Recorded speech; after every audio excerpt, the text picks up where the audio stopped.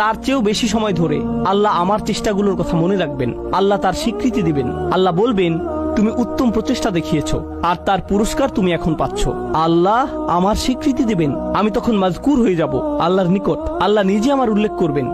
আমরা যে আল্লাহর জিকির করি এটি একটি দিক, আর এই আয়াতে আল্লাহ আপনার জিকির করছেন, তিনি আপনার কথা উল্লেখ করছেন, তিনি আপনার প্রচেষ্টাগুলোর কথা মনে করছেন, তিনি আপনার চেষ্টাগুলোর স্বীকৃতি দিচ্ছেন। তো এখন আমি আমার চাহিদা সম্পর্কে শিখলাম যে এটা বৈধতা চায়, আমার স্বীকৃতি পাওয়ার চাহিদা, আমার উল্লেখ পাওয়ার আকাঙ্ক্ষা।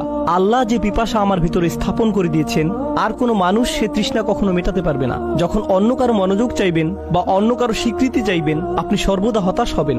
এরপর উপলব্ধি করবেন, যদি আপনি সত্যি কৃতজ্ঞ হন, যদি প্রকৃত শুকরগুজারি হন, তখন আপনি শুধু আল্লাহর কাছ থেকে স্বীকৃতি খুঁজবেন, শুধুই তার কাছে। এটাই আপনার জন্য যথেষ্ট। আর যখন তা যথেষ্ট হবে, জান্নাতে আল্লাহ বলবেন, এই যে তোমার স্বীকৃতি। এটা সেই একই সূরা। প্রসঙ্গত, যখন আমরা অন্যদের জন্য মঙ্গলজনক কিছু করব, ইউতঈমুনা আত-তাআম, তারা অন্যদের আহার করায়, আল্লাহ বলেন, ইন্নামা নুতঈমু লিওয়াজহিল্লাহি লা নুরিদু মিনকুম ওয়াজাযাউন ওয়ালা শাকুরা।